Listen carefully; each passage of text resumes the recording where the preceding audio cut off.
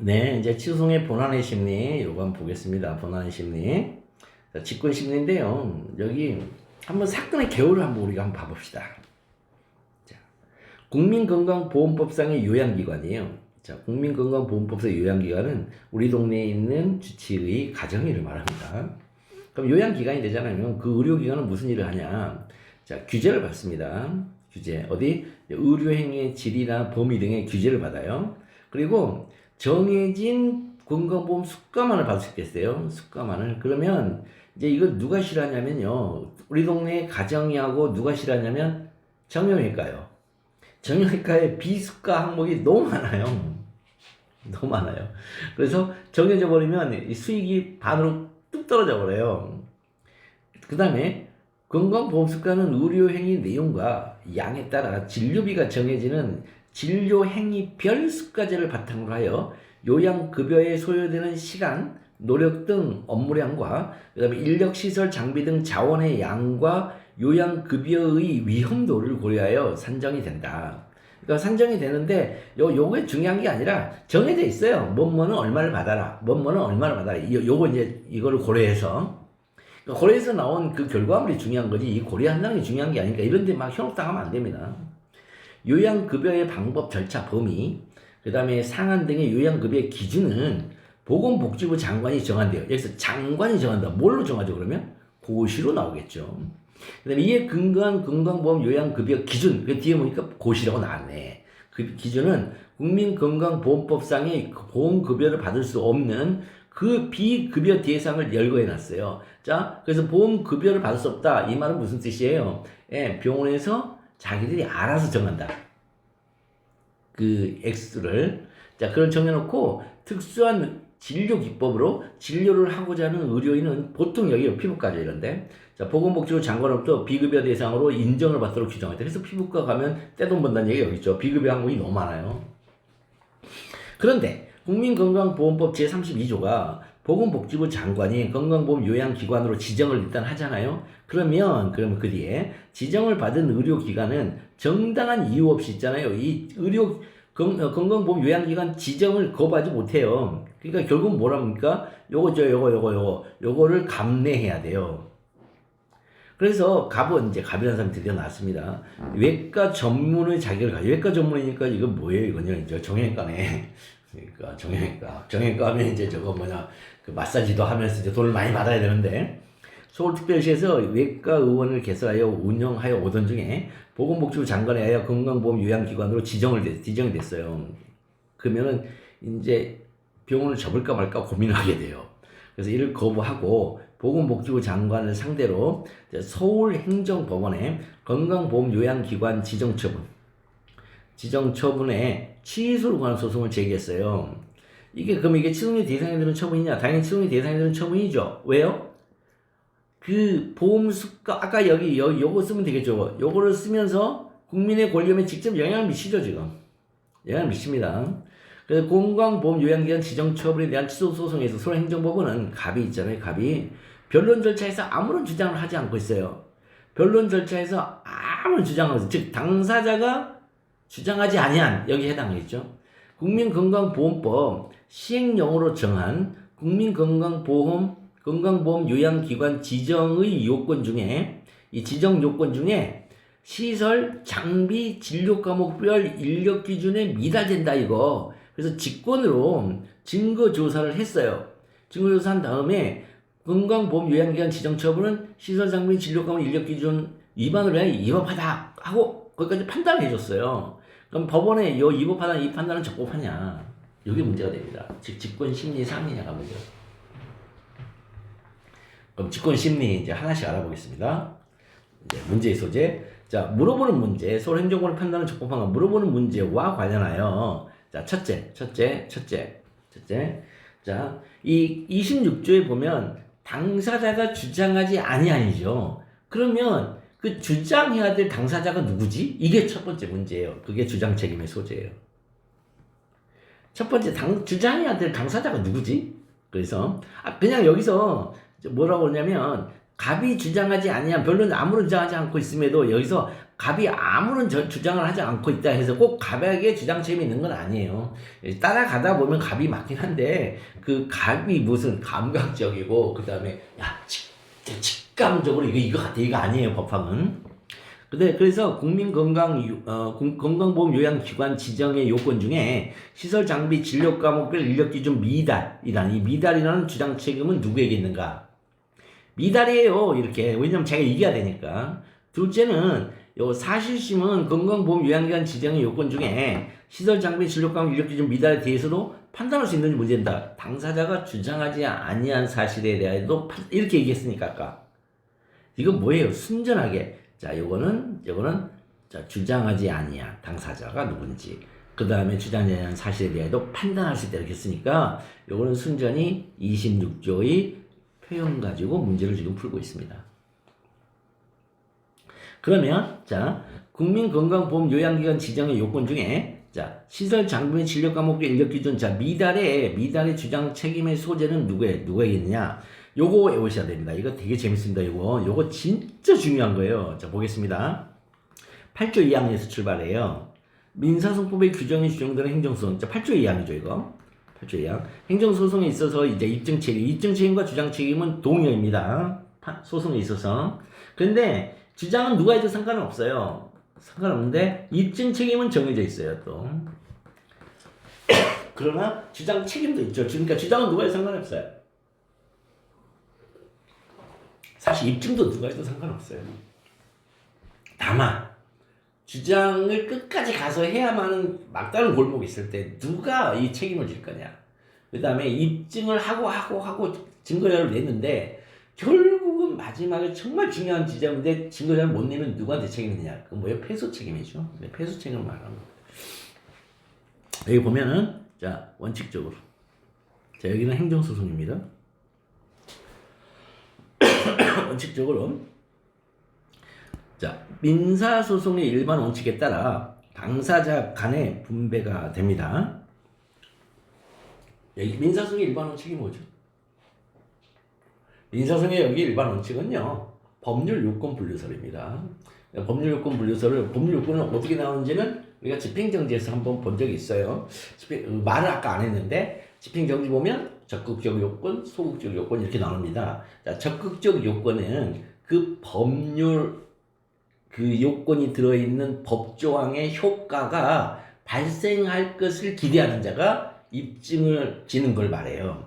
입증을 해야만 하는 걸 말해요. 그 다음에 소극적 요건은 그 법조항이 기대하는 효과를 저지하고자 하는 자가 하는 거예요. 그러니까 민사소송의 일반 원칙도 마찬가지. 그러면 민사소송의 일반 원칙에 따라 이렇게 한다는 얘기는 적극적 요건과 소극적 요건을 나눈 다음에 적극적 요건은 원고가, 소극적 요건은 피고가 하는 법률 요건 분류설에 따라서 당사자 간의 분배가 된다. 행정소송에서. 이 행정소송에는 4개의 소송이 있죠. 항구소송, 당사자소송, 기관소송, 민중소송. 요 4개의 소송이 있어요. 그런데 그 행정소송 중에 일단 이렇게 이제 분배가 되는데 항고소송의 경우에는 행정소송 중에 항고소송의 경우에는 그 특성에 따라 자, 그 특성이 뭐예요? 항고소송의 특성이 처분청의 처분의 우월성이죠. 요 특성은 처분의 우월성이죠. 자, 그러면 처분이 우월하다는 것은 뭘 말하죠, 이거? 우월하다, 이거 뭘 말하죠? 예, 정보의 비대칭성을 말합니다, 이거, 현대사회는. 정보의 비대칭성이에요. 그러면 처분 자료를 누가 다 가지고 있다? 처분청이 다 가지고 있다, 이런 뜻이에요, 이게요. 처분청이 처분자를 다 가지고 있기 때문에 처분의 이법성을 있잖아요. 이 원고가 그거를 알아내기 위해서 이 자료를 수집하는 데는 한계가 있어요. 물론 그 자료를 수집하는 길을 열어줘요. 2개의 제도로 열어줘요. 하나가 행정심판기록제출명령, 하나가 정보공개법이요. 근데 그게 한계가 있어요. 그 한계를 요걸로 해결해줘요. 요 입증책임으로. 한번 볼게요. 그 특성에 따라 자, 민사소송의 일반 원칙처럼 얘기하는 것처럼 보여요, 여기에. 근데 이게 되게 재밌는 말이에요. 당해 처분의 적법을 주장하는 피고에게 그 적법사에 대한 입증 책임이 있다예요, 이거. 요 표현 되게 재밌어요. 단순하게 처분의 적법을 주장하는 피고에게 자, 그 적법 사유에 대한 입증 책임이 있다고 했어요. 이 그가 뭐죠? 그 적법 사유 그가 뭘까요? 이 당의 처분을 이걸 받는 말일까요? 아니죠. 그 적법 사유는 있잖아요. 그 적법 사유에 반대가 있을 거 아니에요. 이 그가 가리키는 원고가 주장하는 이법사유예요. 원고가 주장하는 이법사유. 그럼 이게 이게 참 재밌는 말하는 게 뭐냐면,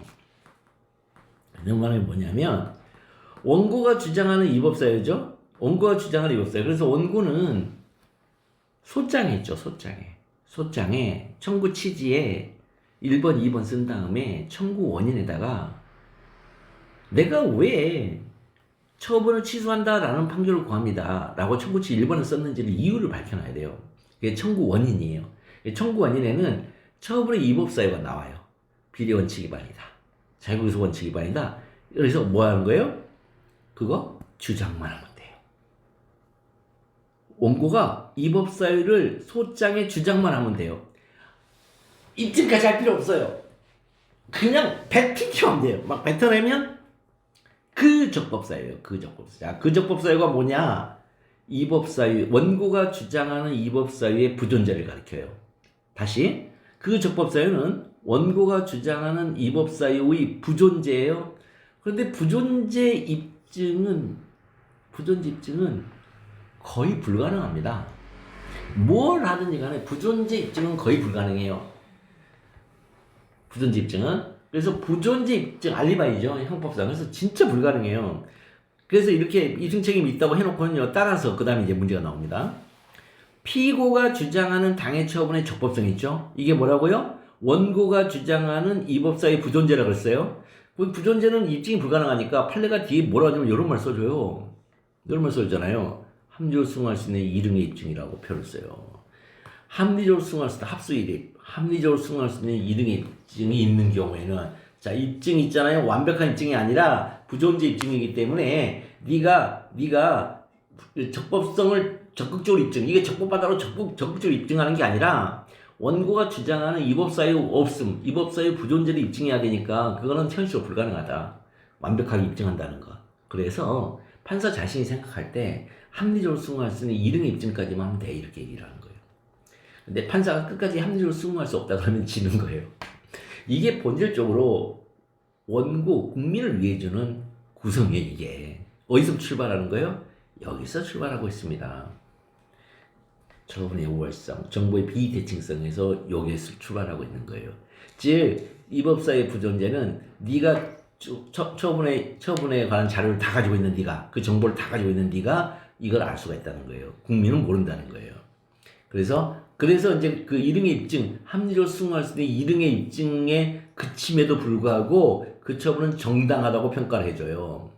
그러면 이제 그 부존재를 입증했으니까 이와 상반되는 주장과 입증, 아니야 네가 입증한 부존재가 야, 나 이거 있는 걸 하면서 그 입증은 상대방인 원고에게 그 책임이 돌아간다 그래요. 돌아간다. 이제 아시겠죠? 출발선이 있다는 거. 이렇게 재밌는 이 판례를 모르고 어떻게 이걸 풉니까? 직권심리를. 자, 그러면 적극적 요건과 소극적 요건을 한번 알아보자고요. 국민건강보험법 32조상의 적극적 요건, 소극적 요건을 알아볼게요. 보건복지부 장관의 건강보험 요양기관 지정을, 자, 뭐냐면 지금 거부하고 하자 하는 거죠. 그러니까 이 친구는 뭐냐면 이 지정 있잖아요. 지정 처분이 위법하다고 지금 주장하고 싶은 거예요. 그게 적극적 요건이에요. 그걸 입증해야 돼요. 그죠? 그래서 하고자 하는 자는 지정 처분의 이법사유죠. 이법사유로서 자신에게 지정 거부에 정당한 이유가 있음을 자기에게 거부에 정당한 이유 있음을 입증해야 돼요. 그죠? 근데 이 입증을 완벽하게 할 필요가 없어요. 그냥 주장 정도만 그쳐도 된다고요, 사실은. 건강보험 요양기관 지정 거부의 정당한 이유가 뭐냐면, 건강보험 요양기관 지정의 요건 중에 시설, 장비, 진료 과목별 인력 기준 미달이에요, 이게. 근데 그 주장 책임은 누구에 있다? 원고인 갑에게 있다. 근데 아까 갑이 변론중 아무런 주장을 했다. 이렇게 나왔죠, 여기. 자, 갑은, 갑이 여기 나죠? 예. 여기. 갑이 변론 절차에서 아무런 주장을 하고 있지 않다. 이렇게 나왔죠. 변론 절차라는 것은 주장 책임, 입증 책임을 가리키는 말이죠. 자, 그래서 가배겠다. 그럼 이제 사실심은 건강보험 요양기관 지정의 요건 중에 시설 장비 진료과 인력 기준 미달에 대해서 판단할 수 있는지 여부. 자, 일기연사. 자, 판단이란 말을 썼어요. 판단. 근데 원래는 탐지를 써야 된다고 그랬잖아요. 그죠? 탐지를 써야 되는데 왜 판단이라고 썼을까? 이거는 요증사실, 불요증사실을 분별하는 탐지를 써야 되는데, 그때 그 분별은 뭘 할 때 분별하는 거예요? 원고나 피고가 사실 자료를 냈을 때 분별하는 거죠. 그런데 직권심리는 사실 자료를 안 냈다는 거 아니에요. 안 냈는데 어떻게 분별하냐는 거예요. 있는 자료, 즉 변론 과정에서 묻어온 자료를 보겠다는 거예요. 변론 과정에서 그 주장 책임과 입증 책임을 할 때 그 소리만 오는 게 아니라 정황적인 모든 소리들이 다 그 안에 섞여서 들어올 거 아니에요. 그 무더운 자료 가운데에서 내가 찾아볼게. 그래서 판단이란 말을 쓰는 거예요. 그래서 판례가 뭐냐? 여기 재밌어요. 행정법 제26조는요. 행정소송에서는요. 직권심리가 적용돼야 돼요. 원래. 행정법 26조의 제목이 직권심리예요. 직권심리가 적용돼야 되는데 판례가 뒤에다 주의절을 넣었어요. 이것도 되게 재밌는 거 이런 말들이. 직권심리 이즘이 있어요. 이즘. 그 취지가 지금 적용되도록 하고 있으므로 무슨 얘기냐? 직권심리를 고지고대로 적용되는 게 아니라 직권심리의 취지가 적용되도록 하고 있다. 따라서 뭐예요? 정보의 비대칭성을 완화하는 취지가 적용되고 있다는 거예요. 그래서 법원으로서는 일건 기록상 현출되어 있는 사항에 관하여 직권으로 증거조사를 하고 이를 기초로 판단할 수 있다. 자, 일건 기록상 현출된 사항 있잖아요. 일건 기록상 현출되어 있는 사항, 이게 요증사실이면 직권으로 증거조사해서 판단하라는 거예요.